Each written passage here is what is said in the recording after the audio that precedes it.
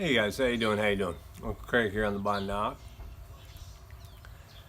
And it's a little bit later than my usual morning. It's whoa. I was just looking at the pond and I saw something jump from the shore into the pond. I don't know if that was a frog or what, but pretty big splash. Could have been a snake, water snake.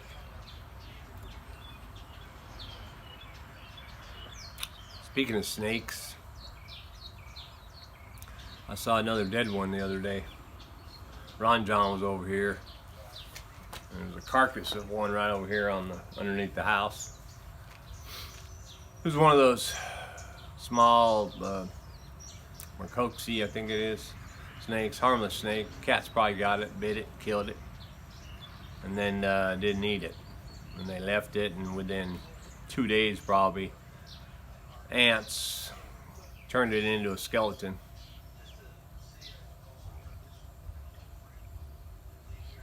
But gonna do some work today on the Shophouse because now at least I can feel my legs. Last couple of days, man, I swear it was, I don't know if it was from long drive. My legs were hurting, my knees, not pain, but just super stiff. Mostly probably from monkeying around on the scaffolding. I pull out. It's just like monkey bars, really, when you were a kid. Reach up high and then pull your body weight up there and twist your legs around and get up on top and jump down off of it.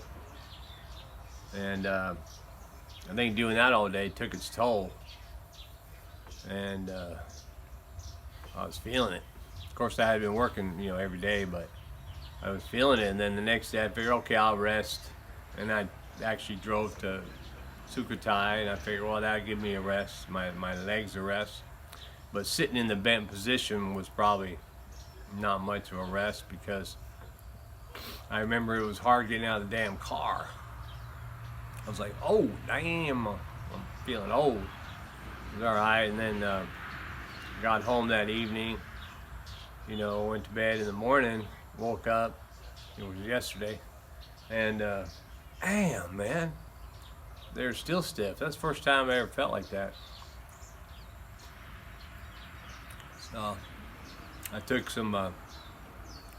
took aspirin, but I don't know if you know it, but in Thailand they have these little packets. They don't sell aspirin over 80 milligram tablets anymore. But and I don't do paracetamol. I took that so much for my finger that I think I don't know, man, I started to itch and stuff as if I was developing adverse reaction or whatever, too much paracetamol in my blood or whatever. But anyway, my go-to was always aspirin anyway. But anyway, so the powder, my wife says it's like for old people or something, and a little packet. It's actually powdered aspirin. Said it right there, acetaminophen. Acetylsalicylic acid. And so it's 650 milligrams of powder in a packet, just like 2 aspirin really in America. And you can pour it right on your tongue and drink it with water, which is bitter. So I put it on a spoon and put water in the spoon and then eat it like that. But anyway, it goes straight into you. And that seemed to do the trick, because I took it before bed last night, and I woke up today, I guess after a couple of days rest really, and some of that aspirin, I feel like a new man. So let me get over here. I'm gonna walk around. Although I did, man, I'm not gonna lie, I did do a couple things yesterday. Late in the afternoon, though, I did them like at 4 or 5 o'clock at night. I went over there and I cut that. There was that one banana tree that was ready. So I cut the bananas off it, and here they are. Boom. And those babies should be ready any day. One of them was already ripe when I took it off, so I imagine by the end of today, a bunch of them will be yellow. I'll be able to eat them. Still got a whole bunch of frozen ones. Matter of fact, on that frozen one, when Ron John was over here, I was making banana smoothie. I thought, well, we'll do some banana smoothies. I threw some of my frozen bananas in the blender with some, milk and ice cream and honey. And but the blender, it's just kind of a normal blender. It's not one of the ones they'd be making smoothies out of with a bunch of frozen bananas. So the frozen bananas got all stuck up in there, and then the damn blender seized up and wouldn't work. And Ron John shared probably a heat switch or whatever trigger in there that makes it not work. And so but anyway, so it was kind of half done. So we scooped it out of there with a spoon, and we both ate some out of a cup with a spoon. It was still delicious, but I think I'm gonna have to chop up the bananas into small pieces after they're frozen, make it easier for the blender to chew them up, because I really do like banana smoothies, man. I mean, I can't eat them every day because, too much potassium or something. But I do need to do more work over here, man. One of the other things I did, other than cutting my bananas, was on these forms. I filled that in over there, and although I forgot to come out and sort it out last night, I put the one up here too. I filled this in up here, so I can take those off today. And I'm thinking that instead of, I was gonna brick that up on the top, but again, even though it's the wall is straight and the posts are straight enough or whatever, the one side where the metal railing is, or the metal bar on the top, the support, it's kind of like in the middle of the pole, and the one on this side is towards one side of the pole. So that means that as the wall is straight, it won't line up kind of that. I mean, I could put bricks over here, and the bricks would be just on the outside of the metal bar, and that would be fine. But as you move over this way, they become not on the outside. They need to be kind of on the inside, blah, blah, blah. Anyway, so what I thought, you know what? I'll just form it up and pour cement, make it another, not a lentil, but actually, yeah, just make it another supporting beam, tie it into both sides, cement that up, and then it'll be right underneath that bar, and it'll be much better. But today's task will be putting that one back up here, cement that up, and then I already did this one. If you remember, I cut that metal bar off of there, knocked that tin out, cut that metal bar, and then I put a form around here, and I used Portland cement and cement that up, basically making another pole. So I put this cement on top of the existing pole so that it would go all the way up to the top, and it come out pretty good.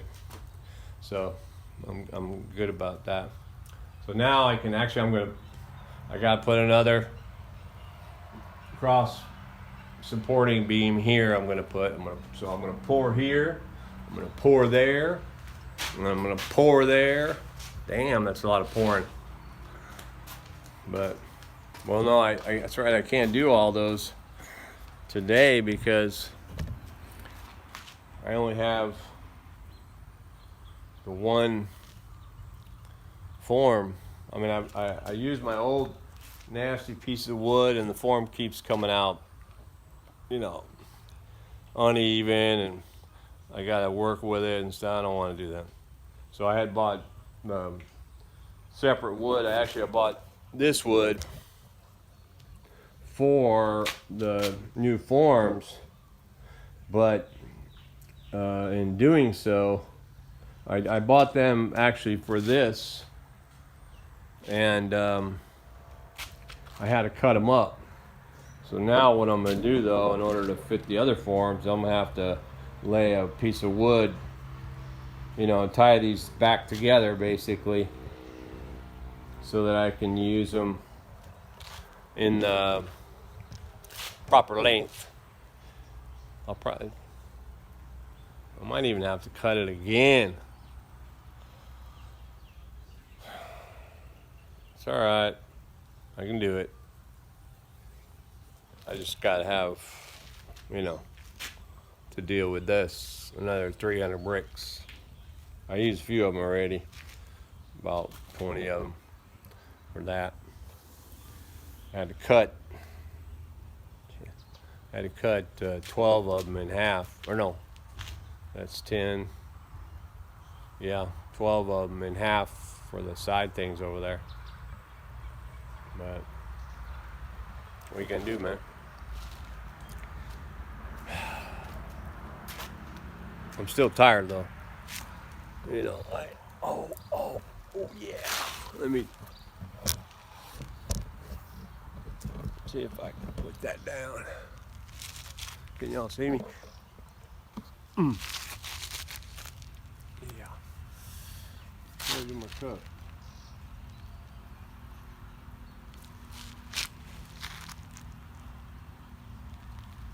My coffee cup. Burp.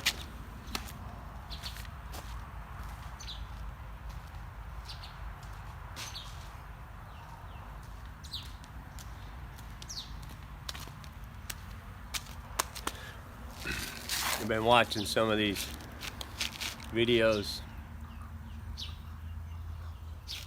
These guys with their house builds getting flooded by the, you know, updates of their flooding situations at their new house builds. Some of the houses are already completed, some are in progress. But man, that is a bummer. And I can see it affects some of them, man, with their mental health. You know, it's like, I quit, you know. But it's brutal, man. You live in, you know, when you choose to live this rural lifestyle, much like we do here on the baan, nawk, you know, you have to, I think, you have to prepare yourself for many of the challenges that are going to come with the territory. And that might be flooding. Fortunately for us, you know, we don't have it. The only flooding we worried about was too much water in the pond and having fish escape, you know, because you invest in that. But even that, you know, even if all the fish escaped, I mean, I'm not going to cry about it. But did have to get out there in the middle of the night and open up the tap in the rain and stand in the water and all that stuff. But no biggie. I mean, the one thing I would probably worry most about would be fire. I mean, we're always, you know, in Thailand, it's tropical, right? Very green and wet, whatever. So there is definitely a reduced risk of fire. But here, on our property, you know, the majority of everything is made of wood. Our main house is wood. You know, the small knockdown house here is wood. And I don't know if you can see this. Maybe let me show you. Over here, the bamboo all in here. Actually, that's mango tree, and it's getting kind of big too. But right in the middle there, all that bamboo is dark brown, crispy, ready to start a fire. And that's really just because below it, at the bottom, when we were clearing all that bamboo out around the hut, my wife had burned a big old pile of green bamboo down there, and it burned. But then, you know, bamboo gets dry very quickly, and green will burn. So it burned hot and high, and the heat, you could see, was blowing all the bamboo around. And so then the fire, but the fire goes up really quick, and then it goes down really quick. And so the fire was out, but by the end of the day, or the next morning, all of that bamboo above it had turned brown because the heat had killed it all. Well, had at least killed all the leaves or turned them all brown. The bamboo is fine. It'll be green probably in 2 weeks or something, but right now it's vulnerable to fire. If that whole thing burned, then definitely the green on either side would burn. You could burn the whole thing, and of course the heat probably, you know, push on the house or whatever. That would be a nightmare. So we definitely you know, watch out for that. We won't be burning over there anymore. I say let's burn it out over, you know, out in the front here. When we first had the house and we were still clearing the land, you know, we were still chopping down stuff. I had a couple of trees, old trees that had to be removed, and I had this huge pile of wood. If you go back in the videos, you see this massive pile of tree wood that I cut up with a chainsaw. Anyway, cutting all that stuff down, and then we were burning a whole bunch of stuff, mostly over here. But then sometimes there was like these, you know, pretty massive bonfires going on, and we thought, oh shit, you know, the house, you know, that we catch the house on fire and stuff. So I mean, fire is a danger, but I think we're all right. But I still need to be careful about it. I have a what's happening here? Wait a minute. Whoa. It's tilted, I think.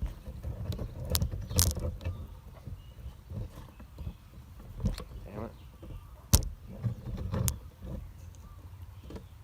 How's that? Anyway, yeah. I like fire though. I have fires at night. Somewhere around here, I'm gonna have to make a fire pit. You know, where you can sit around. I thought of before. I thought of building a fire pit right in the middle of the grass over there. But then I thought, too close to the wood house. Unless I make it one of those, you know, like a gas fire pit where you just have like fake rocks in there, and you turn the gas on. Or glass rocks or whatever. Decorative fireplace with real flames. Possible. But I like throwing stuff in the fire, you know, watching it burn. Extra piece of wood or whatever. Although, you know, there are rules, and pretty much my standing rule with fires or campfires is that if you wouldn't eat it, then don't put it in the fire. I mean, other than wood, of course. Of course, you probably could eat wood if you had to, some wood. But, you know, yeah, if you're not gonna eat, if you won't eat it, then don't put it in fire. So, can you throw bread in the fire? Sure. You know, rest your sandwich or something? Sure. Would you throw the plastic bag in the fire? No. Cigarette butts? No, man. Don't throw cigarette butts in the damn fire. I hate that. Go to campgrounds in America. One of the things I learned very quickly, because we camped everywhere in all the national parks and everything, was to bring, well, you always bring trash bags anyway, because, you know, you kind of have that practice pack it in, pack it out. You know, whatever your trash and stuff you bring in, then pack it out. You know, bring it with you on the way out and put it in a trash bin that's designed for that. But one of the things I learned was to bring a garden rake. You know, one of those plastic fan kind of rakes. Not the, well, you can bring the metal one, yeah. I mean, but actually the metal one, that's right. The metal one we brought, it was better, the metal one, because we get to those campsites and they'd be full of debris, you know, in the whole around the campfire rings and where you would put your tent stuff. There's like age-old cigarette butts all over the ground, and just, you know, bottle caps or beer tabs. I mean, just stuff that makes you feel like it's kind of nasty. Even if it's a great park and they come in and they clean the fire rings before you get there, and they, you know, clean the picnic tables off or whatever. But they don't go around raking the ground, the dirt ground, because, you know, oh, it's natural. Yeah, to a point. So when we first get there, I always use my metal rake, and I would just rake up, you know, very slowly, actually, because one, because you're always relaxed in a campground, you should be, but two, because you don't want to stir up all the dust you have, especially if you're camping near people. But I would rake all around the campfire ring and all over the ground, basically the whole campsite. I would rake it all up into a side pile where I didn't have to look at cigarette butts and all that stuff, you know.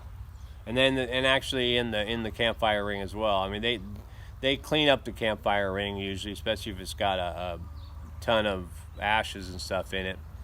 Some of them ask you to remove them or to put them in. There's like a big ash can or whatever they want you to put it in. That's fine. But people, they say they throw stuff in the fire, man. You'll see melted this in there or that, and I don't want to make my fire in there and then it stinks because of a bunch of cigarette butts and this and that. So I clean the ring too, you know, and I'll use the rake, metal rake, to do that, or rake it up or whatever, and then just use I have one of those, like a cutout tin box, just scoop up ashes that are nasty or whatever, scoop up the ashes and put them in the ash box and that, and so you have a nice clean fire ring to burn wood, you know, a nice oak, smells good. And if you're going to cook over that ring by putting your grill over it instead of using one of the barbecue grills they might or might not have, because I have the kind of grills you can stick into a fire ring and they're raised and you can cook over it and stuff. You know, I want to be able to make sure that reasonable assurance that whatever's burning below it is clean enough. I don't know, you know. And I'm sure there's guys that stand up and pee in those fire rings, man, because I've done it, at least when I was a teenager. And but yeah, fire's cool. My wife's kind of a pyromaniac anyway, so I find that ironic, because when I was younger, I loved fire. I loved setting fire to stuff. I mean, not like to cars or anything, but although one time it wasn't my fault, man. It wasn't my fault. I was with a friend, and there was a homecoming game, football game, and they had a big old homecoming parade in the town, small rural town in southern Florida. And then after the homecoming parade, they parked the floats at the end of the field. Like in the end zone, there was like one float and then another one and then another one. So it was like three of them at that end of the field, maybe at the other end too, I don't know, but I know there was three of them at that end, like Snoopy and, you know, and that kind of stuff, all chicken wire and crepe paper, you know, all made up and stuff. And they were practicing football on the field. It wasn't the game that day. I think the game was going to be next day. But my friend and I had gone down there. It was a fair amount of people watching, you know, the practice game, practice scrimmage or whatever. And we went down there and crawled underneath the float because the sides are all built up, right? So we crawl underneath and checking it out, going, wow, wow, and couldn't really see. And so I think my friend, I'm not going to say me because I don't remember, and better to blame them. But one of us lit a match. Actually, I don't even know where we got the matches, but lit a match to look underneath. And when we were looking underneath, immediately the match caught the crepe paper on fire, the tissue paper and stuff on fire. And we're like, oh my God, it's on fire. And so we tried to, put it out, but it no sooner, I'm sure it was hot, Florida, and no sooner had lit than it was just like going like that, like, oh shit. So we got out from under there, and I ran like I was a running back. I did a 50. My brother was sitting at the bench on the 50-yard line watching the game, and I ran as fast as I could, and I just kind of slid in next to him like I didn't do anything. And then, sure enough, within a minute, within the same few seconds, one of the football players goes, "Hey, the float's on fire!" Looks down there, and it was just blazing, and all 3 floats just within 5 minutes probably, all 3 floats had burned down to the chicken wire. Cops came and everything, and then they're like, "Hey, who did that?" And one of the football players pointed to me, basically on the bench, because he saw me running like a bat out of hell, You might want to ask that kid over there. And of course, I'm a little kid. I don't know, 8 years old or something. And, I'm sure I look like a deer in the headlights. The cop comes over and he's all, "Son," I'm all, "Ah." And so he actually took me, put me in a police car, and took me to the police station. And I think I told my brother, "You're going to tell Mom," or whatever. So my mom, they didn't put me in jail or anything. They had me like sitting on the counter, little kid sitting on the counter. And my mom came in to the police station, I remember. And she came straight over to me and grabbed me, and like, picked me up or whatever, and started screaming at the cops, "What is wrong with you people? He's a child, You ever touch my kid again?" And that kind of stuff. They're all, "Hey, ma'am, the kid burned down the floats." And she goes, "You see him? Do you see him?" And so, and that was the end of that. I got out of there. We didn't have to deal with that anymore. But, oh man, that was a memorable moment. Especially seeing my favorite Charlie Brown and Linus and all, Snoopy go up in smoke. Yeah. But ever since then, and even continuing, I like bonfires, man. Matter of fact, I was building one over here, but it fell down. I think the rain pushed the mud away and it gave way. What time is it? 8. So, oh my God. It's going to be hot today. There is not a cloud in the sky. Not one. Oh my gosh. Well, I better figure out my forms and get busy on mixing cement and pouring cement. That's right. That's the hard part. Is, after I mix the cement, because on the pours I'm making concrete, right? Portland with the rocks in it and stuff. That, I scoop up, I fill the bucket up, and then I gotta push the bucket over my head to get on top of the scaffolding. And then afterwards I jump off, get another bucket, jump up, jump off, jump up, jump off, jump up, push up, push up, push up, push up. And usually doing that for one pour kicks my ass. And now I have 3 on the horizon. Oh no, this one, that's right. I'm probably gonna still have to use the scaffolding because I need to look down when I pour it. Thought maybe I could get away with pouring it while I was standing there, but not on that one. Whew. That's enough about that. Oh my God. I still feel my legs a little bit.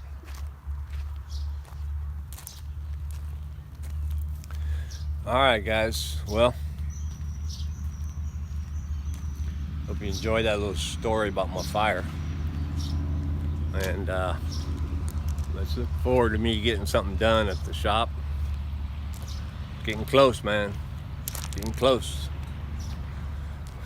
We'll get her done.